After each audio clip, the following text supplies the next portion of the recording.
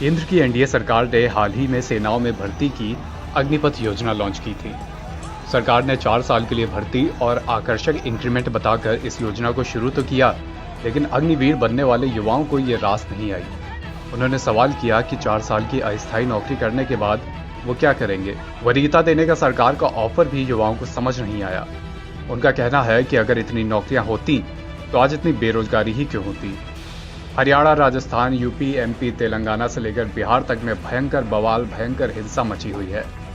लगभग सभी विपक्षी दलों ने सरकार से इस योजना को वापस लेने की मांग करनी शुरू कर दी है। ऐसे में ये बातें भी होने लगी हैं कि क्या मोदी सरकार ने 8 साल के भीतर अपनी तीसरी बड़ी गलती कर दी है। क्या पहली 2 गलतियों की तरह उसे तीसरी गलती सुधारने के लिए भी अपने कदम पीछे खींचने पड़ सकते हैं। पहली गलती, भूमि अधिग्रहण कानून। सरकार बने ज्यादा वक्त नहीं हुआ था, मोदी सरकार एक अध्यादेश लेकर आई।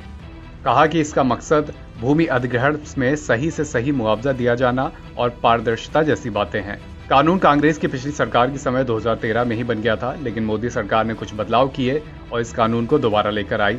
RFCTLARR एक्ट अमेंडमेंट ऑर्डिनेंस 2014 में कहा गया कि राष्ट्रीय सुरक्षा, रक्षा, ग्रामीण बुनियादी ढांचे से संबंधित संरचना, औद्योगिक कॉरिडोर और सार्वजनिक बुनियादी ढांचे से संबंधित परियोजना के लिए बिना सहमति के जमीन अधिग्रहित की जा सकती है। इसका मतलब साफ था कि सरकार के लिए जमीन अधिग्रहण काफी आसान कर दिया गया था। विरोध बढ़ता गया। आखिरकार पीएम मोदी ने खुद मन की बात कार्यक्रम में ऐलान किया कि भूमि अधिग्रहण विधेयक वापस लिया जा रहा है। यह मोदी सरकार की पहली बड़ी गलती मानी गई। दूसरी गलती, कृषि कानून। दिल्ली बॉर्डर पर तंबुओं के गांव बस गए। 3 कृषि कानूनों के खिलाफ आंदोलन 1 साल से भी ज्यादा समय तक चलता रहा, लेकिन सरकार और बीजेपी के नेता कानून का बखान करते रहे। विपक्ष किसानों के साथ दिखा। सत्ता पक्ष ने फिर कहा कि विपक्ष किसानों को गुमराह करने की कोशिश कर रहा है। खालिस्तानी एंगल, देश विरोधी जैसी कई तरह की बातें कही और कहलाई गईं। कई दौर की बातचीत हुई, लेकिन आम सहमति नहीं बन पाई। मोदी सरकार कृषि कानूनों में संशोधन करने के लिए तैयार थी, लेकिन किसान अपनी मांग पर अडिग थे कि कानून रद्द हों। लंबे आंदोलन के बाद आखिरकार सरकार को तीनों कानून वापस लेने पड़े। क्या अग्निपथ है तीसरी गलती? 2024 का लोकसभा चुनाव भले ही अभी दूर हो, पर कई राज्यों में चुनाव अगले कुछ महीनों में होने हैं। इससे पहले सरकार की छवि पर एक दाग लग गया है। सशस्त्र बलों में भर्ती के लिए घोषित अग्निपथ योजना के विरोध में आग ही आग दिखाई दे रही है। कई ट्रेनों में आगजनी, सार्वजनिक और पुलिस के वाहनों को आग लगा दी गई।